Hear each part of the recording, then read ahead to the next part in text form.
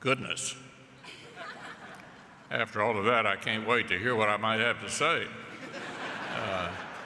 So thanks a lot, Dan, for the kind words, for your own generous and longstanding support of this marvelous institution that all of us admire. Thank you, Robert, for your leadership as well. Over the past 5 years, AEI's top-notch scholarship has had a tireless champion. And the cause of American prosperity, security, and freedom has been better for it. And thank you to the entire Institute. You do important work that advances important ideas. I'm glad to be with you, and I'm deeply, deeply honored by this recognition. I appreciate in particular the weight of an award named for such a prolific mind as Irving Kristol's. The namesake of this celebration understood better than most anyone the value of scholars and intellectuals in American public life. And he understood how their roles were actually distinct. By any definition, Irving Kristol was among the last century's greatest public intellectuals. In an observation for Foreign Affairs about the engagement of academics in Vietnam-era foreign policy, he chose rather modestly to define the role of an intellectual as one who speaks with general authority about a subject on which he has no particular competence. By contrast, he observed that an economist writing about economics or another expert working in their respective fields is not acting as an intellectual, but simply a professional at work. Quite evidently, Irving Kristol's longtime affiliation with AEI continues to inspire work that advances both intellectual pursuit and professional scholarship, both broad interdisciplinary inquiry and deep subject matter expertise. All of it in the service of American ideals worth celebrating. And all to the great credit of an institution worth preserving.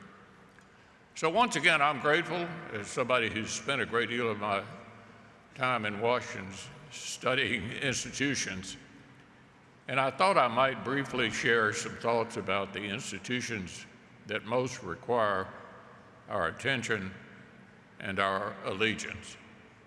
The first thing I'll suggest may sound obvious.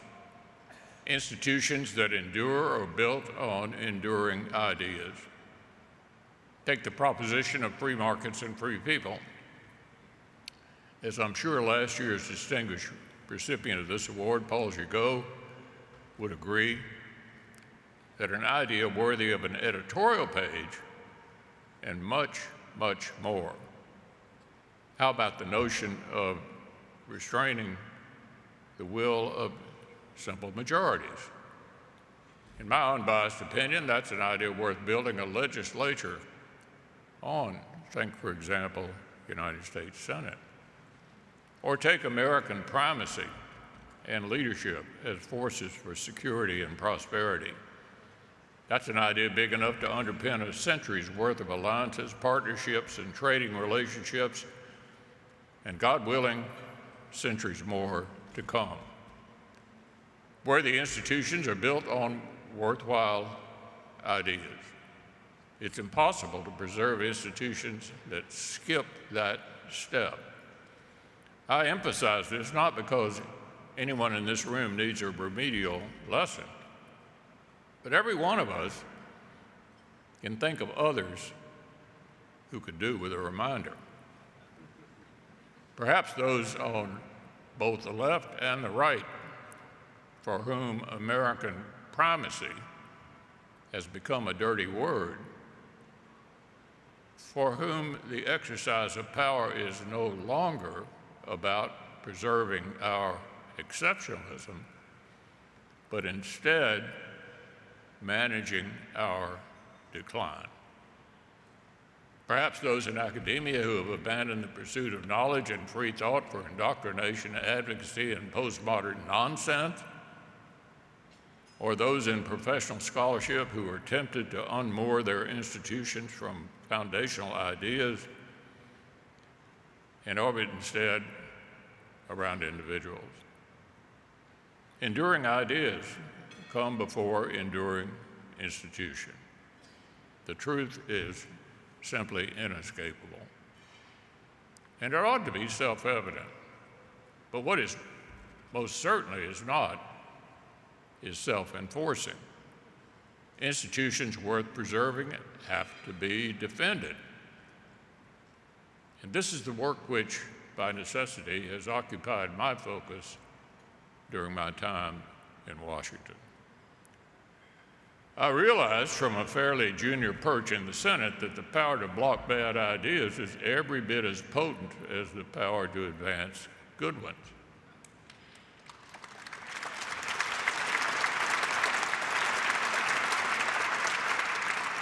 And by design, this power gets considerably greater use in the defense of institutions.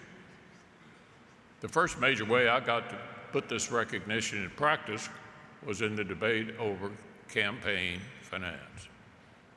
The institution of the First Amendment is built on an idea that political speech deserves explicit protection. And it was as clear to me in the early 1990s as it is today that if you want to defend this explicit good, you need to protect the implicit avenues for exercising the right to political speech. Of course, if you buy this premise, it's likely to take you to politically uncomfortable places.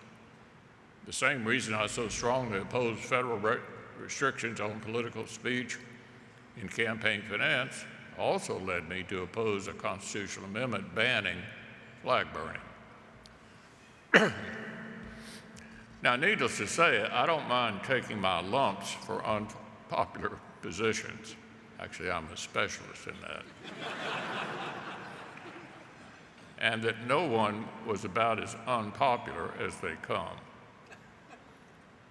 By the way, I might just say parenthetically, I've managed to achieve an unpopular level unprecedented in American politics.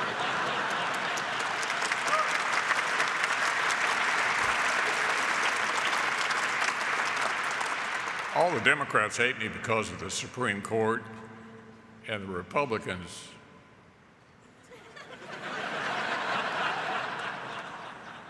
there's a certain president who didn't care for me either. So I've managed to do the impossible. But hopefully it demonstrates that we don't get to tamper with the ideas underpinning our core institutions without risking the institutions themselves. That much has been even more vividly clear in the fight to preserve minority protections in the Senate. Frankly, if you told me in 1985 that one of the most consequential debates I'd participate would be over the notion of scrapping the legislative filibuster and the Senate's promise of unlimited debate, I would not have believed you. It's been quite evident to me that a credible check on majority rule was worth preserving, even when it didn't serve my party's immediate political interests.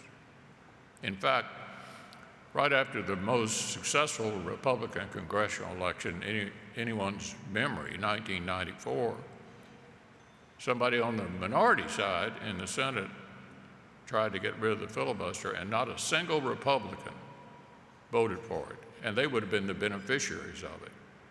That's respect for an institution.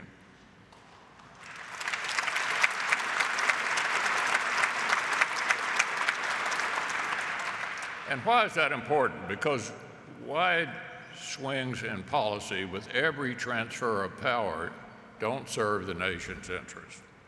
For consequential legislation to endure, it should have to earn the support of a broad coalition. And yet, just 2 years ago, our Democratic colleagues almost succeeded in shattering the defining characteristic of the Senate, the legislative filibuster, for short-term gain. They lined up to scrap the idea of checking majority rule and the entire institution along with it. But power is always fleeting. As of last week, we know just how fleeting the power of Democrats' majoritarian dream has been.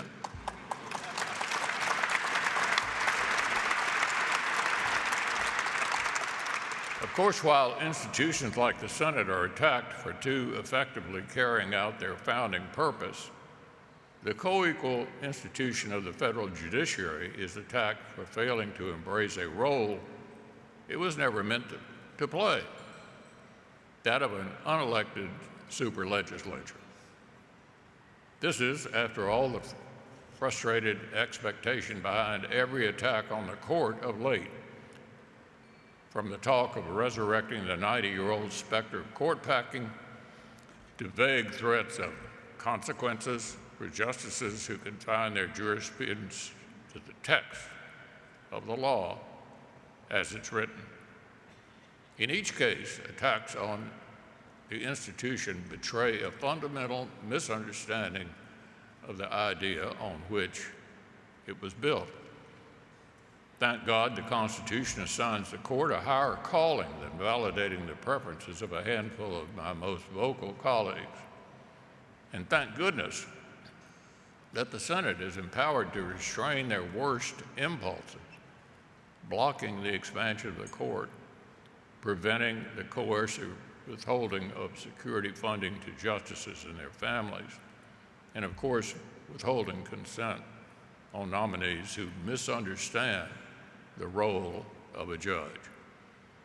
Now, to this point, I've discussed how defending institutions often means preventing action. But today, the urgent defense of one institution in particular requires quite the opposite. For nearly 80 years, through the Cold War and the dawn of the new century, Western peace and economic advancement has been first and foremost the products of American leadership.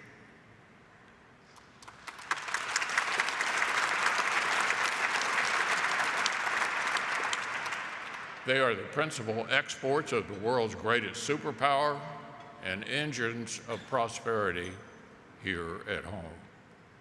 American military might is the guarantor of maritime commerce that feeds and clothes American consumers. It's the rigid foundation that underpins NATO, the most successful military alliance in world history. Today,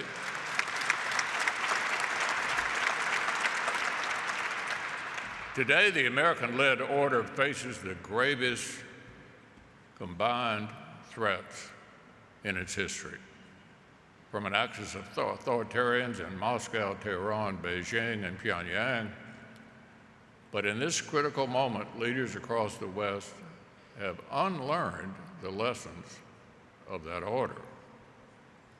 Some simply forget how the institutions of collective security work.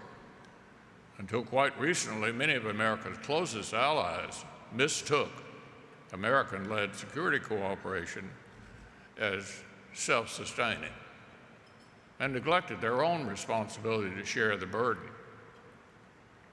But here in Washington, others have convinced themselves that the institution of American leadership is actually self-enforcing. Members of my own party now contend that somehow the stability of markets and the deterrence of adversaries are achievable without tending to the requirements of American hard power. This is a fanciful delusion, and it has flared up periodically throughout American history.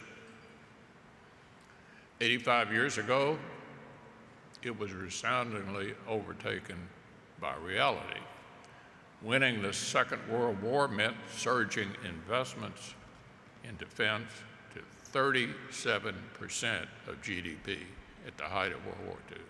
37% of GDP. During Korea, 17% of GDP. The Reagan buildup that won the Cold War, 6% of GDP. History makes it all too clear that fighting a war is far more costly than deferring one, preventing it in the first place. But today, in the face of the gravest array of threats since the 1940s, we spend less than 3% of GDP on hard power that sustains American leadership. It is even more impossibly naive today than it was in 1940 to expect that the problems of the world can easily be kept away from American shores. And it's uniquely short-sighted today to pretend that the world's problems can be dealt with a la carte. Today's adversaries are actually working in concert to test that very assumption and to undermine and destroy American-led order. Confronting this particular challenge is where I now am going to place my focus. Shoring up American primacy, combating the dangerous tendency toward isolationism, and urgently restoring America's hard power. This is how I will spend a great deal of my time that I have left in public service.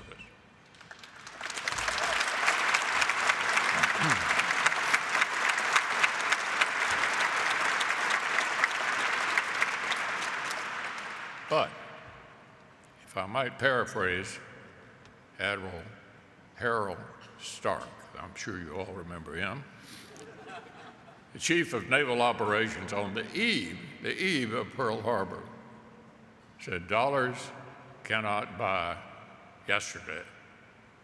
Today's investments may well shore up America's defenses and reassure worried allies. But dollars cannot buy back the belief here at home that the institution of American leadership is actually worth defending.